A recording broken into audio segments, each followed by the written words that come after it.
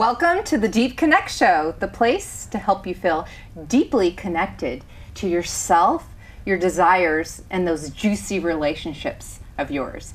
I'm your host, Raven, and today we are talking about how to talk, right? How can men talk to women? How can women talk to men in such a way where we both feel deeply heard, seen, and satisfied? To help us tackle that topic today, I've got some help. Ladies, Wahilia, she's a red-hot tamale train and has tempted a small country of men to dive deep into emotional combo. It's Wahilia Wilkie, sex and relationship educator. Welcome. Thank you, Raven. That's quite an intro.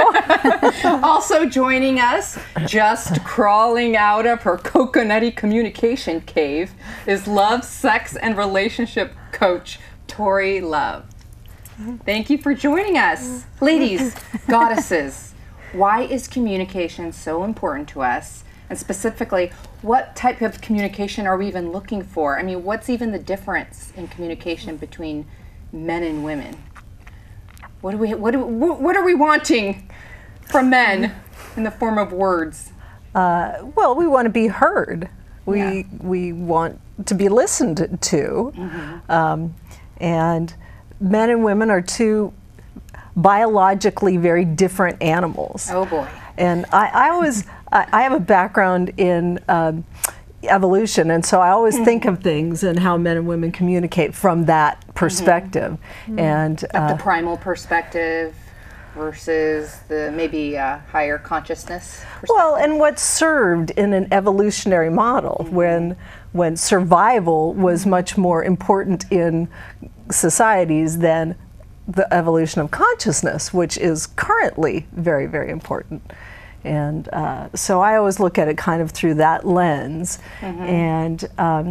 and I think that is what I attribute the very different ways that men and women communicate. Men are problem solvers, and they're mm-hmm. producers, mm-hmm. and they come from the lens of going out and hunting the animals and bringing them mm-hmm. back and taking care of the women and children. They have, to some mm-hmm. extent, still biologically that lens. But how does it relate to the men in the Silicon Valley that I'm dating?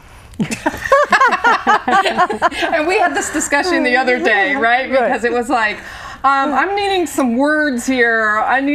As a woman, I feel like my language is touch, and it's also words of affirmation, and it just feels like I'm always constantly wanting to understand. I feel like I love well-hung words, right?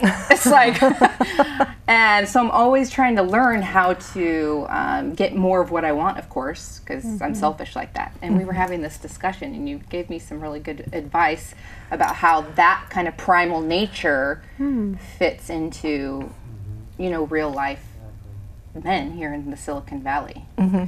So we talked a little bit about how men are sort of production cycle oriented. Yeah. So you ask them for communication. Yeah. They go through a certain amount of communication with you. When they feel that it's done, they kind of turn off and wait to be asked again. Yes, this is what I had to learn. Thank you. Whereas we women, we just go on mm-hmm. and on. It's communication's never ending for us. Yeah. Yeah. Yeah, what about you, Tori? Well, I really think one of the greatest tools that men can learn is how to actively listen their women. If nothing else, if they don't have the well-hung words that you're wanting, they can at least show you that, hey, I'm really here with you. Mm-hmm. I'm hearing what you're talking about. Mm-hmm. I'm interested. And you can do that using active listening, which is basically not repeating word for word back what you're saying, mm-hmm. but just kind of like, oh, like what you're saying is this, is that right? And just really finding ways of showing you that they heard what you said, and also picking up on the feelings that you're having. Like, wow, you seem like super frustrated by that. Like, God, that making reference to that they're noticing what's actually happening for you. They're noticing your emotions, your feelings. Like, God, you seem really mad. And when do you really get turned on by communication? I get turned on when someone's noticing what's going on with me. Like, so that's really important. It's so important. Like the other day, I got frustrated and I got quiet. You know, I just kind of was like, and then my partner is like, did I say something wrong? Is there something going on? And it's like, I appreciated that he noticed. And so for me, that was important. I was able to, instead of stuffing it, which is a pattern I learned, like in other relationships that were not so conscious, it's like, I need to stuff it because they don't want to hear it. But it's like, oh, my partner actually is curious what's going on. I'm gonna actually say, yeah, I did feel frustrated when this happened. Yeah, I would even go as far as to say that my interest and reason for moving towards more quote-unquote conscious relationships are for the communication and the words piece. Totally. Right? So juicy. It's like, I was really craving that. And so for you ladies, what were some of the differences in communication of quote-unquote before being more conscious relationships and after? What's the difference for you guys? For me, a lot of it's around authenticity. So it's also around my partner owning their feelings as well. That's not typical in our culture. Men are taught to stuff all of their feelings. And so it's really a turn on to me when my partner not only can recognize and reflect what I'm feeling, but also can talk about what feelings he's having. Absolutely. Is that still masculine? Like, that's the question that I get posed a lot, is how does a man stay in their masculinity and be connected with their emotions and tell us these yummy, juicy emotions? I mean, what would you tell men that would be like, how am I going to hold on and keep my masculinity? Yeah. You're emotionally connected. Like, it's like showing me that there's somebody in there, that you're not just some robotic figure, that you're actually, you have feelings, you have emotions that are in there, and it's very masculine. It's like you're a whole person to me. That's, it's like the masculine feminine balance, whatever. I want to see all of it. And it's a form of strength to be able to reveal yourself, and reveal what you're feeling. And then also another area that I noticed that was really almost unbelievable, right, when I started communicating to men, was about how men feel like when they can start asking for their needs more with this communication, and that's the benefit, to them, is to be able to ask for more, even physical needs, right, sexual needs, and to have that communication even going then. I think that's a real draw that maybe we could lure in a few more men to do, right? Well, and as women, being accepting of the men as they are. Men want to be accepted and appreciated for who they are, what they give, just who they are. And if we give them that, what I've noticed is then they begin to blossom and open up and open up and open up. So what's our work, ladies? Like, what can we do because when you say that, Wahilia, and you shared that with me, and it helped me immensely. The next question that popped into my head was like, okay, how am I going to stop with this nitpicking inside my head of, but I have this need that's not being met, but I still, I still have, I want to be told all these words and maybe poetry under the sunset or something like that. So how can I be in just deep appreciation of men when I still have some underlying needs that I feel like are not getting met? That's my undergoing research. Do you guys, do either of you experience that? Totally. Yeah. I think at first it does start with acceptance, like you said, like accepting them where they are. And I find that if you acknowledge what they are doing right, what your partner is doing right, then they're like, oh, good, I'm doing something right. Tell me more. That's what they want to know. And then you can kind of say, what would make me feel even better? I want to hear this. So you teach them what we talked about before, is like there's like different love languages, right? So you teach them your love languages, and one of yours is words, right? You're like, oh yeah, tell me some words, baby. Tell me. Tell me. It's making me so excited. Let's talk dirty. Yes. So you have to teach them that sometimes, like teach them what are the words that you want to hear. Yeah, because talk dirty to me isn't like necessarily like the common dirty Yeah. language. I mean, it's just like, tell me how great my hair looks right now. Yeah. So you can tell them that. And Right. you wanted to say something. Right. So it's asking for women. It's about asking for what you want very specifically, being really clear with But that. what are the challenges to that? Because I know for me, it was like that point about having to ask again and again. That was that's a discomfort for me, Yeah. right? So this goes back to that biological thing. They're designed to do a production cycle and stop and wait. Yeah. We talked was about hard this. for This me. goes back to the hunter thing. They hunt, then they stop, and they Yeah. wait for prey. So your request is their prey. Am I the prey? Can I be the prey? You're the prey. I'm gonna pounce on you. So as soon as they stop, that's an invitation to ask again, ask for more, be more specific. But Yes. this has been outside of my comfort zone because of underlying beliefs that I'm going to be nagging or Sure.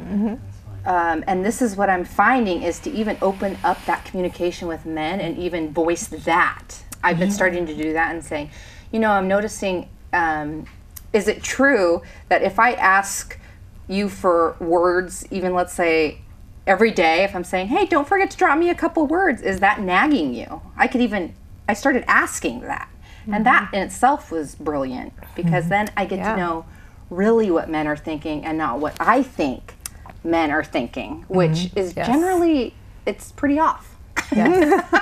Well, and I think Great point.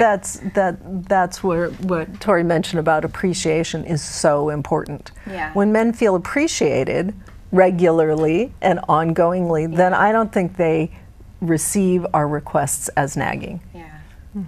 And us as well. We want to all be appreciated, right? Men, women. We want to know, what are we doing right in relationship? We don't want to feel like there's always something to fix. Right. So right. really acknowledging, like, I love this, and I want to tell you more about something I'd love. Like, I love when you send me those really sweet text messages. Yes. More than just the little Yes. smiley faces. Yeah. When you actually put some words with it and you tell me about Yeah. what's making you smile, and Yeah. you're thinking about me and what happened last night, or my hair, how great it is. When you give me those words, I Yeah. feel so warmed up, and you just tell them how good you feel. Yeah. And I've noticed that too when I include my feeling words. yeah.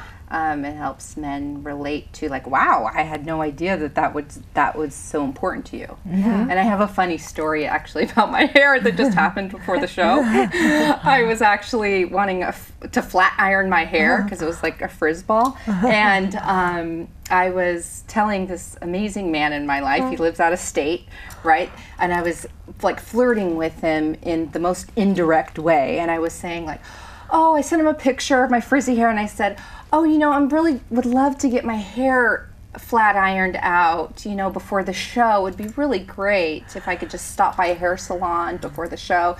And so I'm indirectly saying this, and of course he's like, oh, your hair looks fine, it looks great. Like, and so finally I just came out with it. I said, you know, what I'm doing is I'm flirting with you and I'm mentioning my hair because what I'd really like for you to say is like, oh, would you like me to co-create the experience of maybe you stopping by a salon, and then I'll call and I'll pay for it, and it'll be like, and then it'll be this wonderful like co-creating experience of hair. That's what I wanted, but he actually had no clue. It was just like, Right. You have to ask them very Yes. specifically for what you Yes. want, and not hold it against them that they need the specifics. But how do I still get to enjoy that? I like the flirtation, right?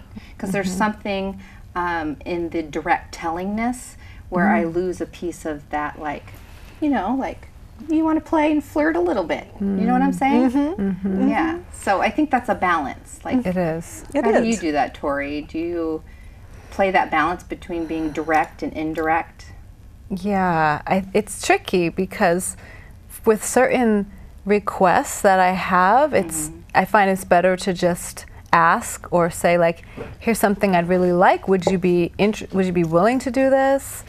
Versus something I'm flirting with. So it is a tricky balance. Right. And I think I like to check in with myself, and if I'm feeling, I don't want to build resentment in me. So if there's something like that, it's actually not really, it's not a request, but it's more like this expectation that I really, really want you to do this thing, or I'm going to have some feelings about it. I should probably like ask it in a more direct way versus something where I'm just kind of playing with and teasing and like, tell me how great my hair is, or you know, like it's some things I can just totally flirt with because I'm not as attached to them. Yeah, So, I think that is what has really just allowed me to really enjoy relationships more, is reminding myself that, Raven, would you rather have what you want right now, or would you rather, do you want the flirtatiousness around being indirect and the risk of not getting it? And that's what has really helped me, is like if the having it and really experiencing it will give me more of what I want, then I'll be direct. And I'll go for it, and I'll ask for it. But sometimes if I just want a more like shoulder rubbing flirtatious experience, now even I'll mention that. I'll just say, I'm looking for a more kind of flirtatious, indirect flirtatious experience with you. So that seems to help. I think one of the key pieces is for women to know what they want. And Ding, ding, ding, ding, ding. And so, how often do we not really even know ourselves what we want? And obviously, if we don't know what we want, we cannot get, our partners cannot give us what we want. And we can't get off on what we want unless we know what we want, right? And so there is this kind of odd thing sometimes about, well, if I ask for exactly what I want, it takes something away from receiving it. Yes. That's the message that we Who grow made up that with. rule up? Yes. I got that message too, right? But then it leaves our partners feeling like they need to be psychic and figure out, well, what do you want? And they're like prodding us, and we're just like, no, that's not it. No, that's not it. But the question is, do we actually know what we want? And so I think it can become this dance of like, I think I'd like to try this, and you know, we have to almost have like experiments to find out what is it that we want. And what's the one piece of advice that you would give to men watching this about how to communicate with women and get more of what they want? Because we each selfishly want what we want, right? Totally. I think men should basically be real, you know, just come with this place of wanting to be real in their communication and let their partner know that, hey, I want to meet you where you're at, and I want to be met where I am. So let's do our best to communicate our needs, our wants, and to play with it with each other, and to know that we're not going to always get it right. We're not going to always know what we want or what you want. So can we work together and flirt in this thing, like make it playful and fun. So I would say be playful would be one. Yes, that is so powerful, to be playful. Figure it out. Yeah, definitely. How about you, Wahilia? What one piece of advice would you give? I would say listen first and be humble. You know, really listen to your women before you try to move to production, and be humble in that space of openness. And the one piece of advice that I would give to men is to, just thank you for being on this ride with our emotions. Right? Am I right? Because it's like sometimes, most days, I can't, figuring out what I want, it changes. It literally can change 12 times a day. And just bless these men that are trying to keep up with this. And being patient and listening to us. And just because I wanted that yesterday does not mean that that's what I want today. Right? I'm very sorry, but that's the woman's prerogative, is to always be changing. And this is exactly why communication is important. Exactly. And that's why we just keep the conversation rolling about this. So it's such an amazing place. The goal is to reach win-win. So. All right, well, thank you, ladies. This is all the time. I know we could talk forever, right? Well, that's all the time that we have for now. And welcome back Next time, guess what? We're going to be talking about more on how to stay deeply connected to ourselves, our desires, and in our relationships. I'm your host, Raven, and stay tuned, and we'll see you next time. Woo. Thanks, ladies. Yay. Thanks, Raven.